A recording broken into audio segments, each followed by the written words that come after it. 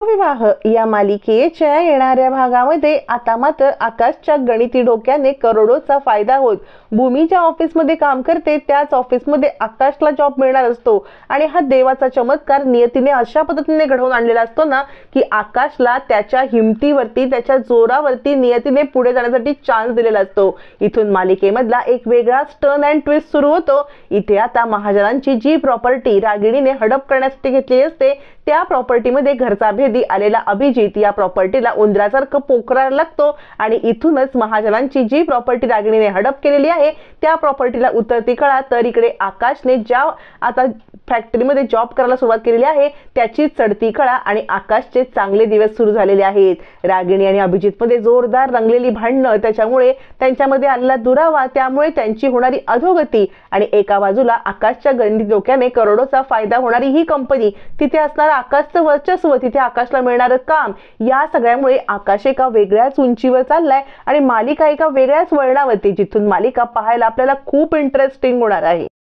अभिजितला जरी सोडवून आणलं असलं तरी अभिजितच्या मनामध्ये रागिणीविषयी एक अढी असते, कारण आईने आपला फक्त वापर करून घेतलेला आहे आणि त्यातच पौर्णिमा चढवायला असते। अभिजित विचार करतो आता हिला गरज आहे म्हणून हिने मला सोडवलं, इतक्या दिवसामध्ये मला ती भेटायला तरी आली होती का, मला भेटायला पण आली नाही आणि अशा या आईला स्वार्थीपणाला। त्यातच आता इकडे अभिजितला रागिणीने पुन्हा एकदा कंपनी जॉईन करण्यासाठी सांगितलेली असते। रागिणी जितकी प्रेमाने बोलण्याची ऍक्टिंग करत असते तितकीच पौर्णिमा अभिजितच्या मनामध्ये आता रागिणीविषयी विष पेरत असते। ते अचूक काम बरोबर होतं। रागिणीच्या विषयी अभिजितच्या मनामध्ये आता इतका राग भरलेला असतो की तो विचार करतो ते काही नाही, ही प्रॉपर्टी आईची बेची काही नाही, ती फक्त माझ्या नावावर झाली पाहिजे। आता मायलेकांमध्येच, दोन कपटी मायलेकांमध्येच आता ही भांडणं सुरू झाल्यावरती खूप मोठा आता एक वेगळाच टर्न येणार असतो। तेव्हा नियतीने इकडे मात्र आकाशसोबत एक वेगळाच डाव खेळलेला असतो। आकाश ज्या वेळेला त्या सोफ्यावरती बसलेला असतो, भूमी त्याला ठेवून कामासाठी जाते, त्यावेळेला आकाश समोर पाहतो तर कंपनीचे मॅनेजर त्या माणसाला सांगत असतात आपल्याकडे खूप थोडा कमी वेळ आहे, यासाठी आपल्याला काहीतरी करायला पाहिजे, या वेळात हे काम पूर्ण होणं आवश्यक आहे। आता ती कंपनी सुद्धा एक कपड्याचीच कंपनी असते, म्हणजे गारमेंट इंडस्ट्री मधलीच एक कंपनी असते। ज्याच गारमेंट इंडस्ट्रीचे स्वतः महाजन इंडस्ट्रीचे मालक असलेला आकाश तिथे काम करून महाजन इंडस्ट्री मधल्या वेगवेगळ्या कंपन्यांना वरपर्यंत पोहोचवणारा आकाश या सगळ्यामध्ये एक्सपर्ट असतो। जरी 7 वर्षापूर्वीच त्याला काही आठवत नसलं तरी त्याची ती बुद्धी मात्र शाबूत असते। एखाद्या कपड्याची पारख करणं, एखाद्या कपड्याचं महत्त्व पटवून देणं हे आकाश खूप चांगलं जाणत असतो। आणि आता हे इकडे मॅनेजरला घाबरलेलं पाहताना किंवा त्याला टेन्शनमध्ये पाहताना आकाश विचार करतो हे तर काका खूप चांगले आहेत, यांनी सायकल राणीला जॉब दिला, मला इथे थांबायला परवानगी दिली, मग हे काका इतक्या टेन्शन मध्ये का आहेत बरं, यांना काय टेन्शन असेल, असं म्हणत आता आकाश त्या दोघांचाही पाठलाग करायला लागतो। ऍक्च्युली त्या दोघांना खूप मोठी डील क्रॅक करायची असते आणि त्या डीलसाठी त्यांना काहीतरी अशी व्यक्ती रिप्रेझेंट करायला हवी असते जी व्यक्ती त्यांचा कपडा, त्यांचं मटेरियल किंवा त्यांचं जे काही आहे हे प्रेझेंट करू शकेल आणि ती व्यक्ती आलेली नसते। आकाश विचार करतो टुटू या काकांची आपल्याला मदत करायला पाहिजे आणि तो म्हणतो काका मी तुमची काही मदत करू शकतो का, यावरती आता मात्र इकडे आकाशला ते हसतात, पण त्यानंतर आकाश म्हणतो तुम्ही मला सांगा तरी। आता आकाशला हलक्यात न घेता आकाशला या कामासाठी त्यांनी विचारलेलं असतं। तोपर्यंत इकडे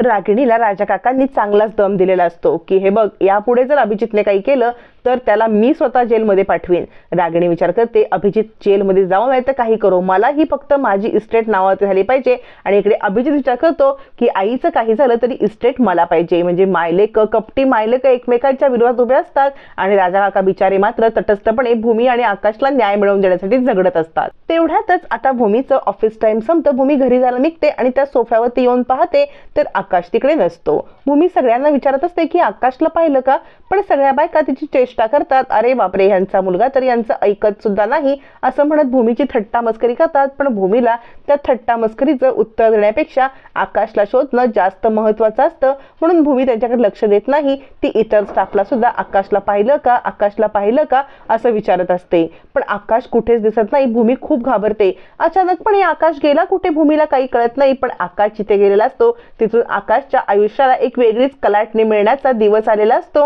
नंतर भूमीला समजतं की आकाश जोशी सरांसोबत गेलेला आहे, म्हणजे जोशी सर हे कंपनीचे मॅनेजर, आणि त्यांच्यासोबत आकाशला पाहिलंय म्हटल्यावरती आता भूमी जोशी सरांच्या केबिनमध्ये येते, तर ते आकाश सोबत बोलत असतात. भूमीला काहीच कळत नाही काय झालंय, पण आकाशला पाहताना भूमीला हायसं वाटतं.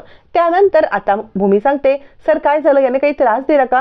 सर सॉरी, म्हणजे मला माफ करा. यावरती आता मात्र जोशी सर जे सांगतात ते ऐकून आता भूमी तर एकदम हादरतेच. जोशी सर सांगतात, नाही नाही, यांनी त्रास नाही दिला, तर यांनी आपलं करोडोचा फायदा केला. म्हणजे आज जर तुमचे मिस्टर मला मदतीला धावून नसते ना आले, तर मी खूप मोठ्या संकटात अडकणार होतो. यावरती भूमीला काही कळत नाही आकाशने काय केलं, आणि स्टाफ मधल्या बाकी लोकांना पण काही कळत नाही. भूमी आकाशकडे पाहते, त्यावेळेला जोशी सर म्हणतात, त्यांच्याकडे पाहू नका, मी तुम्हाला सांगतो. अहो, आपल्या कंपनीला खूप मोठी डील मिळणार होती, आणि त्यासाठी रिप्रेझेंट करण्यासाठी जी व्यक्ती येते ती व्यक्तीच नव्हती. थोडाच वेळ होता, तुमचे मिस्टर माझ्याकडे आले आणि मला म्हटले की या कपड्याचं मी तुमची डील फायनल करतो, किंवा या कपड्याचं महत्त्व मी सांगतो. आणि आम्हाला ते खरंच वाटलं नाही, पण ज्या वेळेला ती लोक आली ना, तर तुमच्या मिस्टरांनी आधी मला डेमो दिला होता की हे कापड कसं चांगलं आहे, म्हणजे त्या कापडाची क्वालिटी मला सुद्धा जी माहित नव्हती ती तुमच्या मिस्टरांनी सांगितली. हे कसं काय शक्य आहे? यावरती आता मात्र भूमी एकदम कौतुकाने आकाशकडे पाहत तिच्या डोळ्यात पाणी येतं. भूमी सांगते, सर म्हणजे मी तुम्हाला एकट्यांनाच ही गोष्ट सांगू इच्छिते, असं म्हणत भूमी त्यांना केबिनमध्ये घेऊन येते आणि म्हणते, तुम्ही महाजन इंडस्ट्रीजचं नाव ऐकलं असेल ना, त्या इंडस्ट्रीचे सर्वेसर्वा हे आकाश महाजन आहेत. आकाश महाजन, त्यांचे वडील जगन्नाथ महाजन यांनीच महाजन इंडस्ट्री खूप मोठी केली, आणि गारमेंटच्या इंडस्ट्रीमध्ये आकाश महाजन हे नाव खूप मोठं आहे. यावरती आता मात्र जोशी सर हादरतात आणि म्हणतात, ते हे आकाश महाजन आहेत का? यावरती भूमी म्हणते, हो, एखाद्या छोट्याशा अपघातामुळे त्याची ही अवस्था झाली आहे, असं म्हणत भूमीच्या डोळ्यात पाणी येतं. त्यावेळेला जोशी सर म्हणतात, मग ना आकाशला डे केअर मध्ये ठेवता येणार नाही. आता भूमी हादरते. भूमी म्हणते, हे काय नवीन? यावरती जोशी सर म्हणतात, हो, त्यांना डे केअर मध्ये ठेवणं मला परवडणार नाहीये. भूमी म्हणते, सर प्लीज प्लीज असं काही करू नका, हवे तर आकाश पुन्हा पुन्हा लुडबुड करणार नाही. यावरती आता मात्र जोशी सर म्हणतात, नाही नाही, यांना आम्ही डे केअर मध्ये ठेवू शकत नाही, कारण यांना आम्ही जॉब देतोय, आम्ही यांना जॉबवर ठेवतोय. आता मात्र आकाशला काहीच कळत नाही. भूमी म्हणते, काय बोलताय सर तुम्ही? जोशी सर म्हणतात, हो, आता आकाशला त्याच कंपनीमध्ये जॉब मिळणार असतो, आकाश तिथे काम करणार असतो. इकडे महाजन इंडस्ट्री तिला उतरती कळा लागणार असते, कारण रागिणी आणि अभिजित यांच्यामधली भांडणं त्यांच्या कुरघोडीमुळे. इकडे आकाशला कंपनीत जॉब मिळत तो हळूहळू प्रगती करतोय. एक तर त्याची औषधं बंद झालेली आहेत, आकाश बऱ्या होण्याच्या मार्गावरती आहे, आणि स्वतः मेहनत करून तो आता पुढे पुढे चाललाय. आणि इथेच आता आकाशच्या गणिती डोक्याचा फायदा होत करोडोचा फायदा झालेल्या कंपनीला आकाशला त्या कंपनीत जॉब मिळणार असतो. आणि आता इथून मालिका एका वेगळ्या टर्न अँड ट्विस्टवरती येते, ज्या गोष्टीची आपण वाट पाहत होतो. आकाश आणि भूमीचा संसार सुखाने होण्याची वेळ आले. आकाश स्वतःच्या पायावरती उभा राहिलाय, हळूहळू आकाश बरा होतोय, आणि या सगळ्यामुळे आकाशला जॉब मिळाल्याने भूमी खूप खुश आहे. कसा वाटला हा ट्विस्ट कमेंट करून नक्की कळवा.